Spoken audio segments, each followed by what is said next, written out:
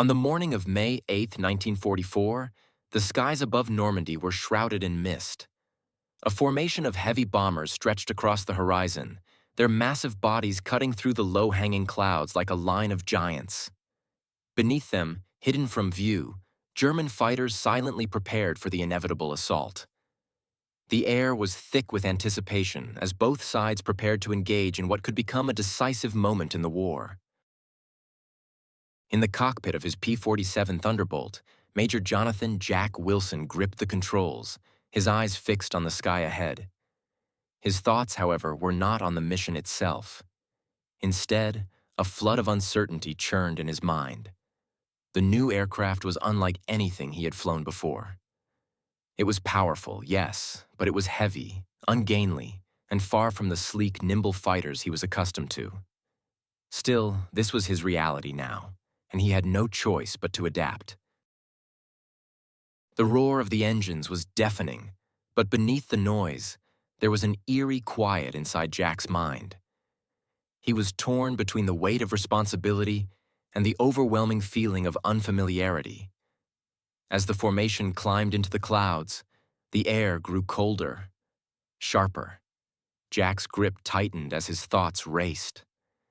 Could this aircraft really hold its own against the veteran German aces waiting below? How could something so bulky, so slow in comparison to the enemy's sleek machines, ever hope to win? Suddenly, his radio crackled, breaking through the tension. His voice cut through the static, calm yet firm. The words seemed to linger in the air as if trying to pierce through the uncertainty. "We're about to break the silence, boys. We're not just machines. We're lightning." There was a brief pause, but the words resonated with something deeper than just a call to arms. They were a declaration, a challenge, a reminder of the power they held, not in speed or maneuverability, but in sheer firepower and resilience. Jack's words hung in the air, but the doubts still remained. How could they possibly stand a chance against the seasoned German pilots? The thought gnawed at him as the P-47s roared onward, engines thundering through the thickening clouds. They were flying into the heart of the storm, where the enemy waited, a battleground that would decide more than just the fate of this mission. It would mark the moment when a new weapon, seemingly a joke to the enemy, would reshape the skies and change the course of history. The weight of the moment pressed in. This wasn't just another fight. It was a test of endurance, of resolve. And Jack knew that today, something would shift. Whether it would be victory or defeat, no one could say for certain. But they would fight, and in that fight, everything would change. In the distance, the first German fighters appeared, their silhouettes sharp against the clouded sky. Jack's heart pounded in his chest as he prepared to meet them. There was no turning back now. The time for doubt was over. The world would soon witness the thunder of a new kind of warfare, a warfare that would break the silence and echo across the skies. The airfield in southern England was filled with a tense energy as young American pilots readied themselves for their first flights in the newly arrived P-47 Thunderbolt. Among them stood Jonathan "Jack" Wilson, his mind racing as he gazed at the machine before him. The P-47, with its broad, almost awkward frame and heavy fuselage, looked nothing like the nimble Spitfires or the sleek Messerschmitt 109s they had trained with. It was a far cry from what they had expected. In fact, it seemed almost comical to some. A lumbering giant in the sky, incapable of the quick maneuvers they had spent so many hours perfecting. Jack's fingers brushed over the cold metal of the Thunderbolt, trying to steady himself. This was new territory. He had flown countless missions in various aircraft, but the P-47 was different. It felt like a beast, more suited for a battle of endurance than agility. The massive wings and propellers seemed out of place in a world of fast, sleek machines. Still, the promise of sheer firepower echoed in the back of his mind. 8 50-caliber Browning machine guns, mounted in those small wing pods, had the potential to unleash a devastating amount of fire. He wasn't sure if they could handle the maneuvering expected of them, but he knew they could tear through anything in their path if they got close enough. The mechanics of the machine were still a mystery to many, and the pilots had to learn quickly what made it tick. Around him, other pilots were doing the same, their faces filled with uncertainty as they stared at the Thunderbolt. The airfield buzzed with nervous chatter, punctuated by the occasional roar of engines. Everyone knew this was a crucial moment. The skies above Europe were already filled with danger, and now they would have to face it in a machine that, in many ways, was the complete opposite of what they had expected. The American Air Force had been scrambling to adapt to the unexpected arrival of these heavy machines, and the question on everyone's mind was simple. Could these Thunderbolts hold their own against the sleek, experienced fighters of the Luftwaffe? The officers overseeing the pilots were in a state of internal conflict themselves. They didn't know what to make of the P-47's size, its weight, or its somewhat sluggish ascent. Yet they had no choice but to trust that the aircraft's raw power would give them an advantage. The American Air Force had always prided itself on firepower and numbers, and the Thunderbolt would certainly deliver in those areas. But it would be no easy feat. Everyone, from the young pilots to the high-ranking officers, had to confront a hard truth. They were not the only ones in the sky with deadly machines. The Germans had been dominating the skies for years, and the pilots of the Luftwaffe had honed their skills in the skies above Europe. For now, the P-47 Thunderbolt felt like an untested question mark. Jack climbed into the cockpit, adjusting his oxygen mask and scanning the dials in front of him. His fingers wrapped around the controls, but his mind was miles away. He couldn't shake the doubts creeping in. The idea of flying a massive, somewhat unwieldy aircraft into the heart of enemy territory was unsettling. But this was their job, and in the war they were fighting. No room for hesitation existed. The Thunderbolt was built for one purpose: to take the fight to the enemy, to endure, and to keep fighting when everything seemed stacked against them. But that meant trusting the aircraft and trusting himself to rise to the occasion. The engines roared to life, and one by one the Thunderbolts took to the sky.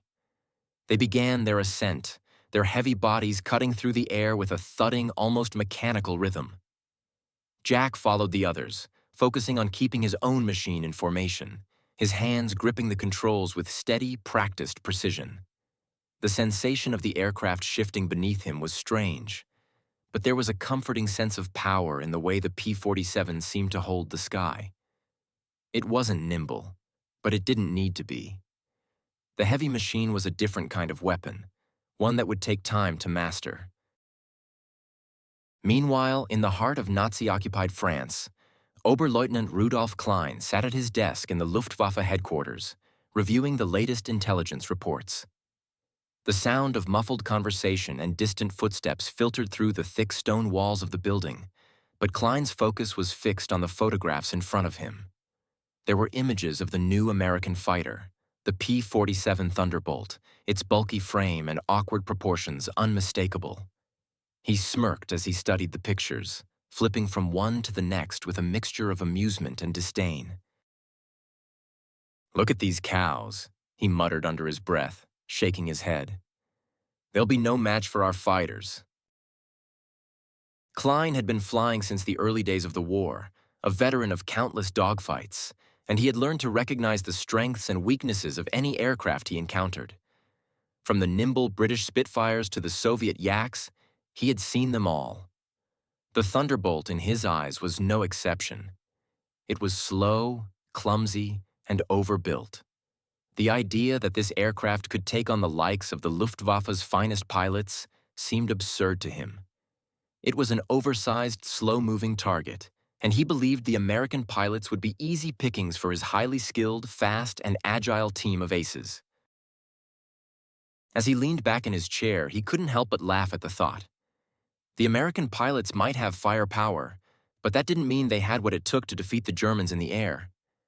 He had heard reports that the Americans were sending large numbers of the P-47 into the skies, but Klein didn't believe for a second that these new machines could hold up against the skilled Luftwaffe pilots.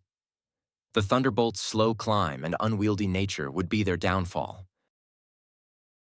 Klein was experienced enough to understand that nothing could be taken for granted in the air. Still, the Thunderbolt's design seemed almost laughable to him. How could it possibly stand up to the precision and finesse of the Luftwaffe's best? As he folded the last of the intelligence reports, he leaned forward, his fingers tapping thoughtfully on the desk. This new American weapon would be no match for the pride of the Luftwaffe. Klein was confident of that. But what he didn't know was that the Thunderbolt had been built for a different kind of fight, one where firepower, endurance, and sheer toughness would prove more valuable than speed or agility. The P-47 Thunderbolts soared high above the clouds, the roar of their engines filling the cockpit. Jack and his fellow pilots were in the air now, flying at high altitude as part of their first combat mission, to provide cover for the bombers below. The mission was straightforward, at least on paper. Protect the bombers, fend off any German fighters, and return home. The stakes were clear, but the path ahead was anything but certain. Jack's mind raced. He knew the Germans were skilled pilots, and the idea of going up against them in a heavy, untested machine was enough to make anyone nervous. His fellow pilots, though they masked their fears with bravado, were in the same position. They were stepping into the unknown, flying into a war they had only heard about in briefings and training sessions. There was no amount of preparation that could fully prepare them for the brutal reality of aerial combat. As the formation climbed through the clouds, the young pilots could only guess what they would face when they reached the enemy. There was no certainty in the skies, no way of knowing how their machines would hold up against the Germans. They had been trained, yes, but no amount of training could simulate the chaos and violence of a real dogfight. The roar of the engines filled their ears, a constant reminder that the moment of truth was approaching. Jack looked out over the expanse of the sky, feeling both awe and anxiety settle into his chest. He had flown many times before, but this was different. They weren't just flying for practice anymore. This was real. Today, the Thunderbolt would either prove itself or be proven a failure. There was no middle ground. The fate of the mission, and perhaps even their lives, hung in the balance. And the Germans, they would be waiting. The sky above France was a chaotic canvas of silver streaks as the P-47 Thunderbolts soared higher, their massive engines cutting through the air with a deafening roar. The mission was supposed to be straightforward: provide escort to the bombers, keep the skies clear of enemy fighters, and return home. But as the squadron flew deeper into enemy territory, the tension in the cockpit grew palpable. Every pilot, even the most experienced, felt the weight of uncertainty pressing in. They had never faced the German Luftwaffe in combat before. And now, as the formations of P-47s pushed onward, the first wave of enemy fighters appeared on the horizon. It began as a speck on the horizon, a cluster of dark shapes against the hazy sky. Jack squinted against the bright daylight, trying to make sense of the silhouettes approaching. The shapes became clearer as they rapidly gained on them. He knew what they were before they even appeared: Focke-Wulf 190s. Their sharp, aggressive lines were unmistakable. They moved fast, cutting through the air with deadly precision. These weren't just any enemy aircraft. These were seasoned veterans, piloted by some of the best the Luftwaffe had to offer. And now they were closing in, ready to engage. The first few moments of the encounter felt almost surreal. The P-47s, heavy and lumbering, were struggling to maintain formation. The Thunderbolts were built for power, endurance, and firepower, but they were no match for the agility and speed of the German fighters. As the Focke-Wulfs dove in for their attack, the American pilots quickly realized that their aircraft's weight and lack of maneuverability were liabilities in this high-stakes game of aerial combat. In the blink of an eye, the first wave of attacks hit. German pilots, expertly navigating their faster and more nimble fighters, dove from above, aiming for the weak points of the Thunderbolts. The P-47s tried to evade, but they simply couldn't match the Focke-Wulf's maneuverability. The Thunderbolts rolled and banked as best as they could, but they were sluggish compared to their adversaries. The German pilots, already in the advantage, swooped down with devastating accuracy, opening fire with their powerful cannons and machine guns. Within moments, the first Thunderbolt went down. It wasn't a clean kill, but the damage was severe enough to send the aircraft spiraling out of control. Jack watched helplessly as his fellow pilot's plane descended toward the Earth, the thin smoke trail behind it a grim sign of the destruction. The P-47s, despite their firepower, were being picked off one by one. The thunderous roar of the engines seemed drowned out by the sound of explosions, the acrid smell of burning fuel and smoke in the air. The battle became a blur of flashes, explosions, and chaos. The Thunderbolts, despite their firepower, were struggling to defend themselves. Every move they made felt like a desperate attempt to outmaneuver the faster and more agile Focke-Wulfs, but it was no use. The German pilots were in their element, and the P-47s were out of their depth. Jack's heart raced as the radio crackled with orders and warnings, but it was hard to focus on anything except the constant barrage of enemy fire. The German pilots seemed to know exactly where to strike, targeting the vulnerable points of the P-47s with surgical precision. The Americans tried to retaliate, firing their 8 50-caliber machine guns at anything that came into range. But the Focke-Wulfs were too fast, too nimble. For every enemy plane that was hit, another would appear to take its place. The squadron was being overwhelmed. By the time the first wave of attacks had subsided, the damage was clear. Several P-47s had been lost, their pilots either dead or forced to abandon their planes in mid-flight. The remaining Thunderbolts, battered and bruised, struggled to regroup. Jack's hands were shaking as he gripped the controls, trying to regain some semblance of order in the chaos. His heart pounded in his chest, the adrenaline pumping through his veins, but it was hard to ignore the sinking feeling in his gut. The mission was unraveling, and they were losing aircraft faster than they could count. In the distance, the German pilots could be heard laughing, their voices carried across the radio as they mocked the Thunderbolts.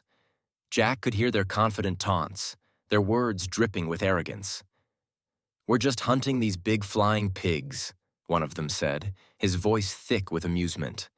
The Germans had no fear. They were predators, circling their prey with cold efficiency. The P-47s were nothing more than targets to them, and their laughter echoed across the battlefield. Jack felt the sting of their mockery, but it was more than just their words that stung. It was the realization that in that moment, they were right. The Thunderbolts were too slow, too clumsy to evade the lightning-fast attacks of the German fighters. They were being slaughtered, and there was nothing they could do about it. Jack's eyes flicked to his instruments as he struggled to maintain control of his aircraft. The P-47 felt heavy beneath him, more so now than ever before. The power of the engines was still there, but it seemed useless against the precision and speed of the German fighters. He gritted his teeth, trying to focus on the mission, but his thoughts kept drifting to the loss of his comrades. They were dropping out of the sky one by one, and there was nothing he could do to stop it. At the front of the formation, Major Stevens struggled to maintain command. He had been the one to brief them on the mission, the one who had assured them that they were ready for whatever the Germans could throw at them. But now, as he looked around at the carnage unfolding before him, he realized that nothing had prepared them for this. The Thunderbolts were supposed to be the answer to the Luftwaffe's dominance, but the reality was far different from the theory. The Germans were still winning, still outmaneuvering them at every turn. The radio crackled again, this time with Stevens's voice. "Form up, pilots. Get back in position. We can still do this." But even as the words left his mouth, the doubt was evident. The confidence that had marked the briefing was gone, replaced with the grim reality of the situation. They were losing. Fast. Jack scanned the sky, his mind racing. There had to be a way out of this, a way to turn the tide. But as the Focke-Wulfs circled above them, waiting for another opportunity to strike, Jack knew that the battle was slipping out of their control. The first real confrontation with the Luftwaffe had shown them just how difficult this war would be. And it wasn't just about the aircraft. It was about their own inexperience, their unfamiliarity with the enemy, and the harsh lessons they were learning in real time. In the end, only a few of the P-47s remained, limping back toward the safety of their base. They had failed their mission, and they had failed their comrades. Jack sat in silence, the reality of the loss sinking in. They had entered the fight with hope and confidence, but the harshness of combat had ripped that away. The Thunderbolt, for all its firepower, was not the invincible force they had imagined, at least not yet. The sound of the engines was a deafening roar as the remaining P-47s limped back to base, their battered forms a stark reminder of the brutality of aerial combat. The flight had been a disaster. They had entered the battle with high hopes, eager to prove themselves, but now the reality was inescapable. They were losing, and the Thunderbolt, despite its massive firepower, had not lived up to the expectations they had set for it. The sky had proven to be a far more unforgiving place than they had imagined. Jack Wilson sat at the controls of his damaged aircraft, the steady hum of the engine beneath him the only sound as they began their descent. He glanced around at the other P-47s, their fuselages marked with the scars of battle. Some were missing parts of their wings, others had holes punched through their sides. The once pristine Thunderbolts were now nothing more than smoking wrecks, barely holding together. The few remaining pilots, their faces etched with exhaustion and frustration, exchanged silent looks as they neared the airfield. The landing was rough. As Jack's Thunderbolt touched down, he felt the jolt as the damaged landing gear scraped against the tarmac. The aircraft veered slightly to the right, but he managed to keep it under control, guiding the beast of a machine to a stop. As he climbed out of the cockpit, the weight of the day's failures hit him. His body felt heavy, drained of energy. His mind was racing with the thoughts of what went wrong. What had happened?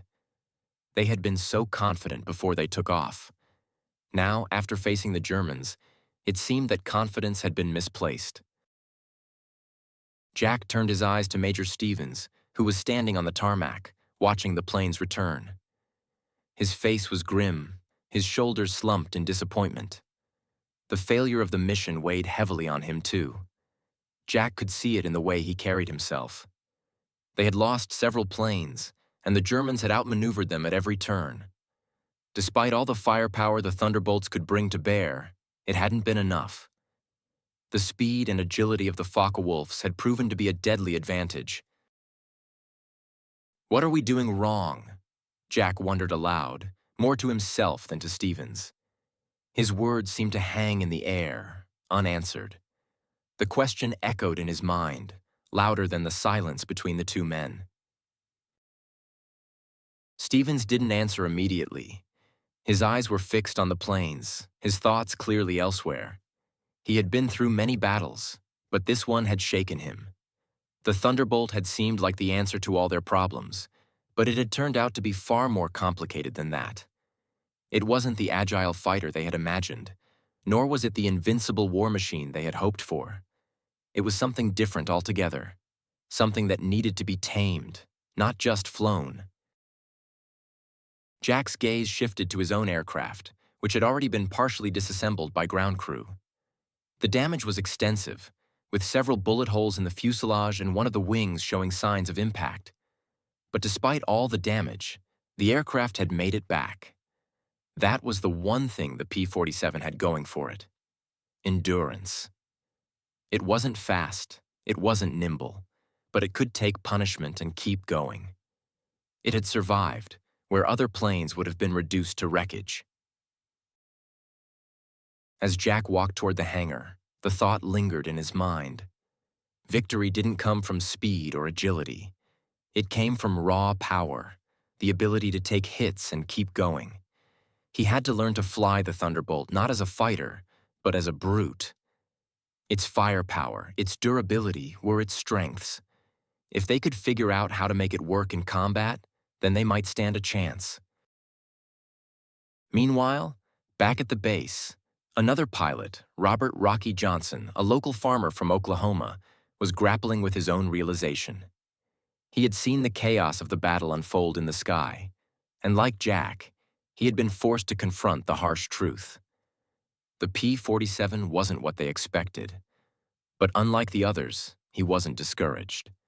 Instead, he was focused on finding a way to make it work.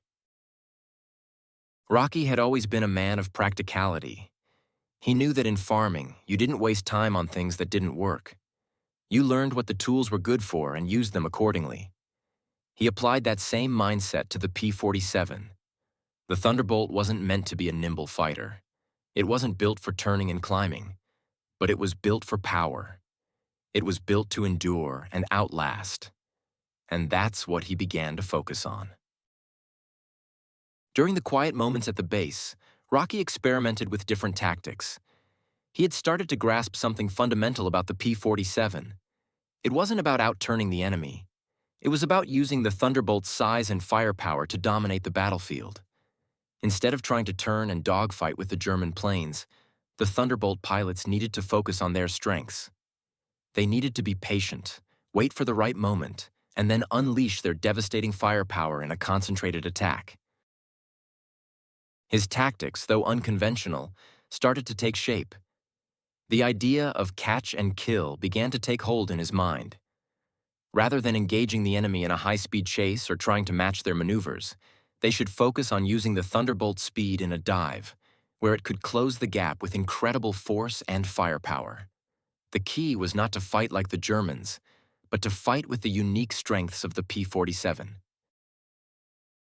As Rocky began to experiment with these new tactics in practice flights, he found something surprising.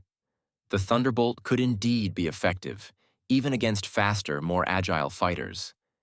It wasn't about beating the Germans at their own game. It was about playing to the Thunderbolt's strengths. In the right conditions, it could become a deadly force. It just needed the right approach. Rocky's newfound approach to combat was a revelation. The other pilots had yet to embrace this strategy, but he could feel that something was starting to change. There was no more time for second-guessing. They had to adapt or be left behind. The Thunderbolt could win the war for them, but only if they learned how to use it properly. Back in the hangar, Jack's mind was still occupied with his own doubts. But as he watched Rocky's experimental tactics take shape, he felt a spark of hope. Maybe there was a way forward. Maybe they hadn't failed, but simply needed to rethink their approach. The Thunderbolt wasn't a dogfighter, but it didn't need to be. It was something else entirely, a juggernaut. And it would be their job to learn how to wield it like one. The months that followed their disastrous first engagements in the skies above France had been filled with uncertainty and frustration. But as time passed, the pilots of the P-47 Thunderbolts began to learn, adapt, and understand the true potential of their machines. Despite the initial failures, there was a growing realization that the Thunderbolt was not the swift, nimble fighter they had expected, but a powerful, indomitable force. And slowly, as the dogfights became more frequent, the German pilots began to notice something unsettling. The Luftwaffe's seasoned aces, those who had been flying since the early days of the war, had grown accustomed to certain expectations in aerial combat. They had always been able to exploit the weaknesses of enemy aircraft, using their speed and agility to dominate the skies. But when they encountered the P-47 Thunderbolts, they found something they hadn't counted on. These American machines weren't easy prey. The Thunderbolts were slow, cumbersome in comparison to the Focke-Wulfs and Messerschmitts they were used to, but they could take hits, massive amounts of damage, and still keep fighting. It was this very fact that began to unsettle the Germans. Where other fighters would have crumpled under fire, the P-47 seemed to absorb the blows and carry on, its engines roaring defiantly in the face of destruction. German pilots who had once laughed at the sight of the flying milk bottles now found themselves questioning their own superiority. The Thunderbolt's sheer durability became a powerful psychological weapon. The Germans had never encountered a fighter like it before. The more they engaged the Thunderbolts, the more they realized they couldn't simply outmaneuver them or outgun them as they had with other Allied aircraft. The P-47's endurance was unlike anything they had faced. Jack Wilson, for the first time since the war began to feel a sense of hope. He had seen it with his own eyes.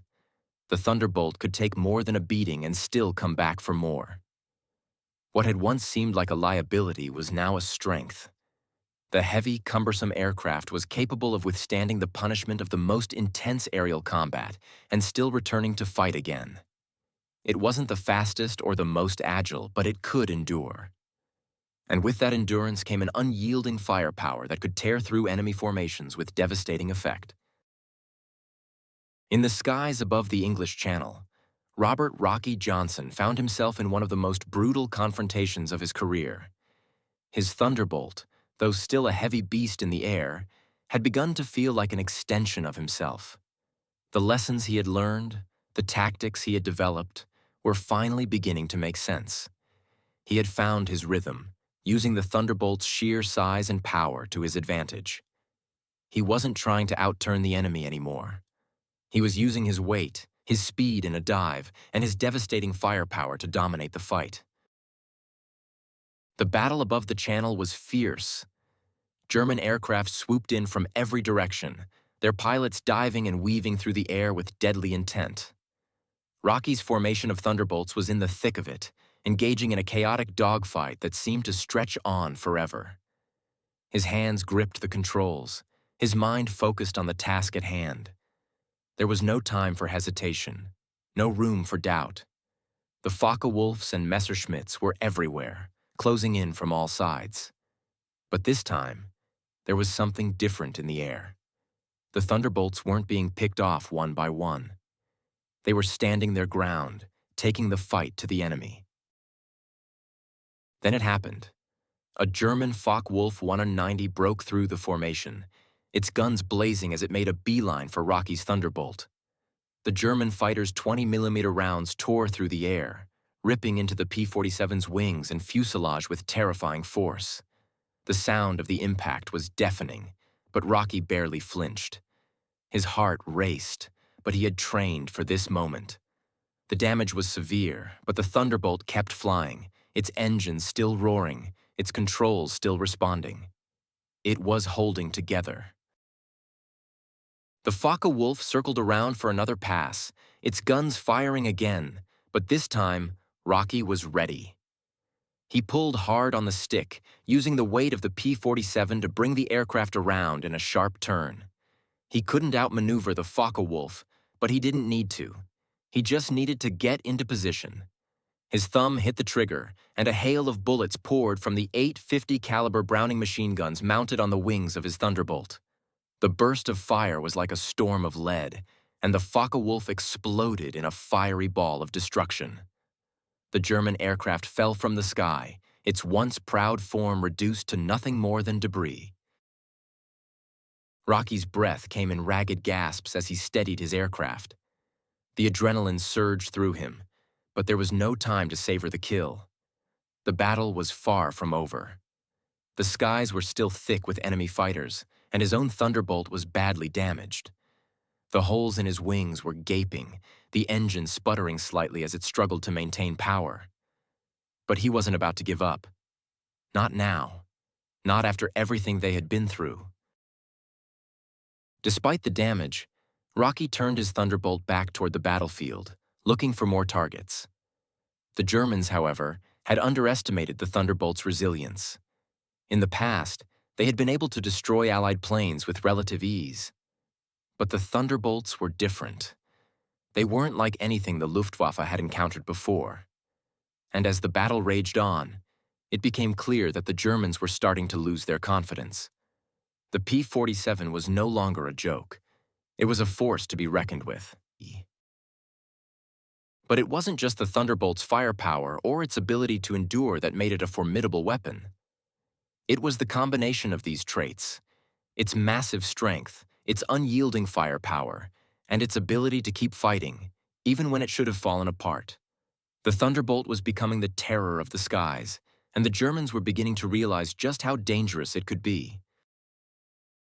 As the last of the enemy aircraft were shot down or forced to retreat, Rocky and the remaining pilots of the 56th Fighter Group began their slow, steady return to base. The damage to their planes was significant, but they had proven something fundamental. The Thunderbolt could survive. It could endure. And in the harsh world of aerial combat, that was all that mattered. They had faced the Germans head-on and come out victorious, not because they were the fastest or the most nimble, but because they had the power to survive, to keep fighting, and to destroy everything in their path. Back at the base, Rocky looked at his damaged aircraft with a sense of pride. The P-47 had done what it was designed to do. It had taken punishment, withstood the storm, and emerged victorious. And as he climbed out of the cockpit, he knew that this was just the beginning. The Thunderbolt had shown its true power, and nothing would ever be the same again. The Luftwaffe had been forced to confront a new reality. The P-47 Thunderbolt was here to stay, and it was a force that could not be ignored. The aftermath of the battle above the English Channel left its mark on everyone who had participated. The victorious return of the surviving P-47 Thunderbolts, despite the damage they had sustained, had sparked something within the pilots, an undeniable shift in how they viewed their aircraft. For Jack Wilson and his fellow pilots, the lessons learned in those harrowing engagements began to crystallize into something they could work with. The P-47 was not the aircraft they had originally imagined. It wasn't the fastest nor the most agile, but it was something far more important. It was a machine that could endure. Jack sat in the hangar after the battle, his hands still trembling slightly from the adrenaline. The faces of his fellow pilots were weary, some etched with exhaustion, others marked by the grim recognition of what they had just experienced. The P-47 had shown them something they hadn't expected. Despite being outmaneuvered in every sense by the faster and more agile Focke-Wulfs, the Thunderbolt had survived the onslaught. It had absorbed incredible punishment: bullet holes, damaged wings, and shattered canopies, and still returned to base. For the first time, the pilots began to realize that this was the key to their success: survival. The ability to withstand damage, to fight through the chaos, was more important than anything else. It wasn't about outturning the enemy. It was about enduring long enough to deliver the final blow. Slowly, they began to adopt a new mindset. Instead of trying to fight the Germans on their own terms, they would let the P-47 dictate the rules. The Thunderbolt's sheer power and firepower became the cornerstone of their tactics. They started focusing on the Thunderbolt's strengths: its formidable weight, its enormous firepower, and its ability to absorb damage and keep flying. The nimbleness of the Focke-Wulfs and Messerschmitts no longer mattered. The American pilots were no longer trying to outfly their opponents.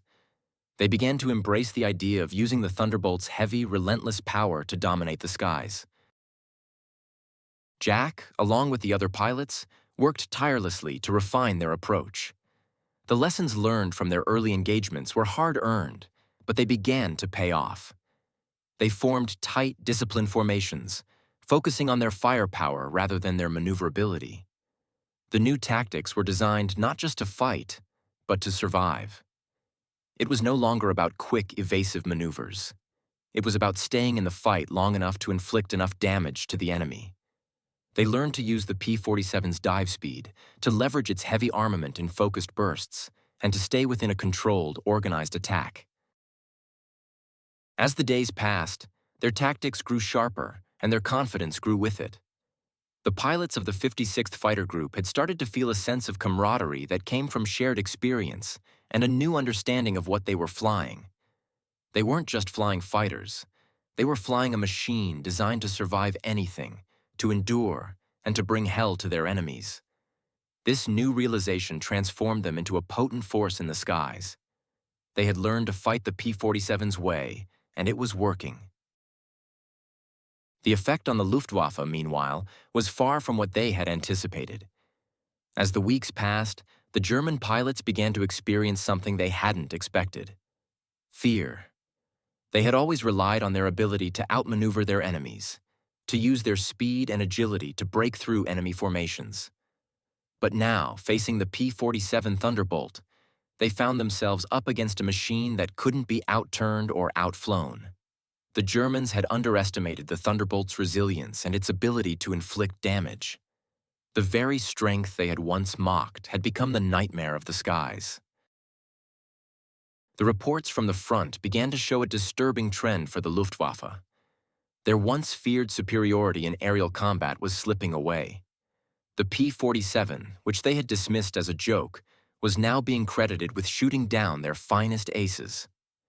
The Thunderbolt's massive 50-caliber machine guns, which had once seemed excessive and unwieldy, now proved to be one of the most devastating weapons in the sky. It wasn't the P-47's speed or agility that made it dangerous. It was its relentless, overwhelming firepower.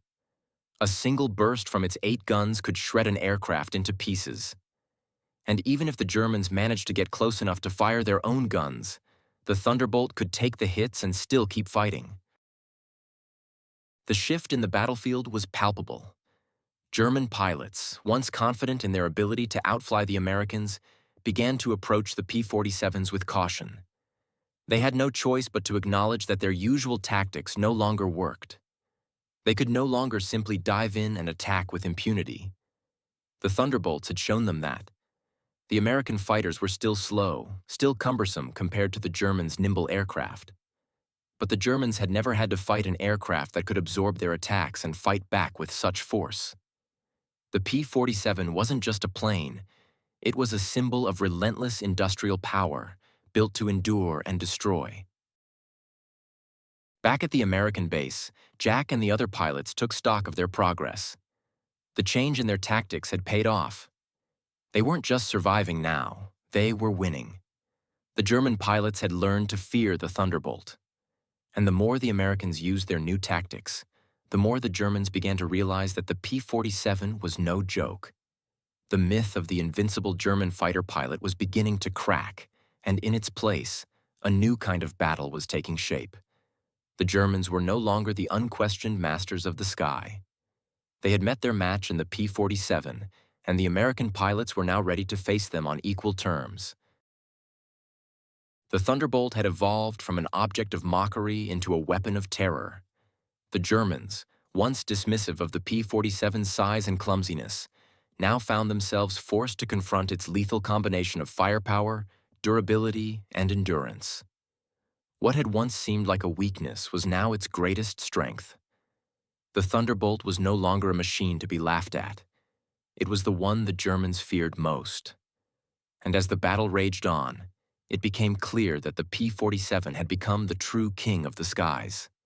Its firepower had transformed it into a nightmare for the Luftwaffe, and its durability ensured that it would remain in the fight long after other planes had fallen.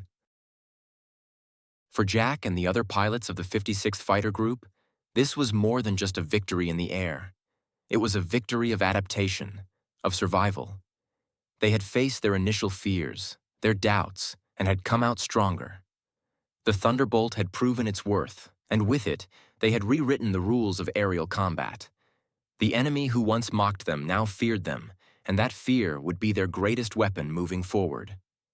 The battle was far from over, but one thing was certain.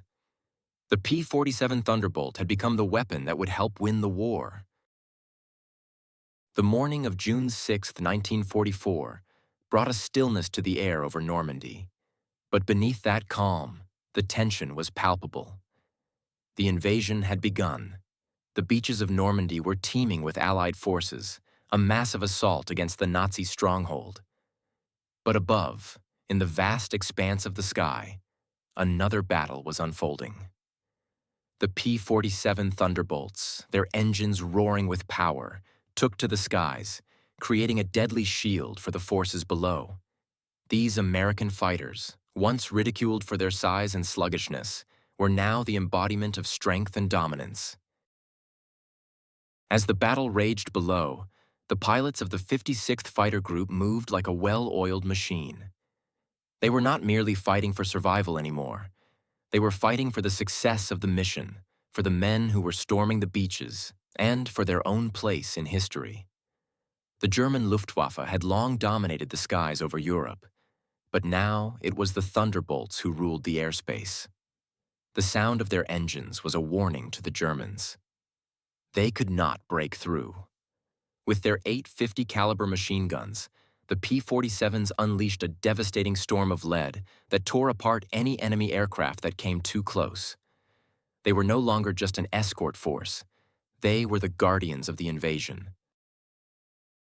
The skies above Normandy became a battleground in its own right. As the Luftwaffe attempted to break through, their aircraft were systematically obliterated. Focke-Wulfs and Messerschmitts, once the pride of the German Air Force, were no match for the relentless firepower of the Thunderbolts. The American pilots, focused and determined, used their aircraft's power to their advantage. They weren't chasing the enemy in a dogfight. They were setting up a perimeter, an invisible wall that the Germans could not breach. The P-47s flew in tight formations, coordinated with deadly precision. The attacks came from above and below, driving the Germans into retreat. Back at the airfield, the base was alive with activity. The pilots, though exhausted, couldn't hide the pride that surged through them. They exchanged silent glances as they returned from their missions, their faces set with the understanding that this battle was more than just another engagement. They were part of something much larger than themselves. The P-47 Thunderbolt had proven itself in ways that no one had expected. It had become more than just an aircraft. It had become a symbol of resilience, of American ingenuity and determination. The pilots were no longer just soldiers in the air. They were part of a legendary force that had tipped the balance of power in the skies over Europe. They had become the very backbone of the Allied effort. In the midst of the victory, Jack Wilson stood on the tarmac, his gaze fixed on the sky. He had been through the fire. He had seen the Thunderbolt go from a machine that inspired ridicule to a weapon of destruction that terrorized the Luftwaffe. Now, as the roar of engines faded and the sounds of battle died down, Jack understood the magnitude of what they had achieved. It wasn't just the bombing raids, the ground support, or the dogfights they had won. It was the collective effort, the resilience of the P-47, and the perseverance of the men who flew them. They had changed the course of the war, not through speed or agility, but through the unwavering strength of their machines and the unyielding courage of their pilots. As Jack looked to the sky, he realized that he had become something more than just a fighter pilot. He was now part of a legacy that would be remembered for decades. The Thunderbolt, once a machine of mockery, had evolved into a weapon of mythic proportions. It had broken the will of the Luftwaffe, and in doing so, it had secured a place in history. Jack had flown through the fires of doubt, through the storm of enemy fire, and had come out the other side not just as a survivor, but as a part of the legend that would be told for generations. He had learned that victory wasn't just about being the fastest or the most nimble. It was about endurance, about withstanding the blows and continuing the fight until the end. It was about firepower that could overwhelm the enemy and resilience that could weather any storm. The Thunderbolt had shown him this, and now, as he stood there in the quiet aftermath of the battle, he understood his new role. He wasn't just a pilot flying a plane. He was part of something much greater. The P-47 Thunderbolt was the hero of this war, and Jack was one of the men who had helped carry it to victory. The invasion was a turning point in the war, a decisive moment when the Allies began to push back against the Axis powers. And in that moment, Jack knew that the Thunderbolt had played a crucial role. It had turned the tide in the skies, and as long as they could keep flying it, the Germans would never be able to regain control. The war was far from over, but the Thunderbolt had proven its worth. It had proven that strength, endurance, and firepower could win the fight, even when all seemed lost. As the sun began to set over Normandy, casting a warm glow across the airfield, Jack felt a sense of peace. It wasn't the end of the war, but it was a victory that would echo through history. The Thunderbolt, once a symbol of doubt and ridicule, had become the symbol of victory and power. And Jack Wilson, along with his fellow pilots, would always be remembered as the men who had brought that symbol to life.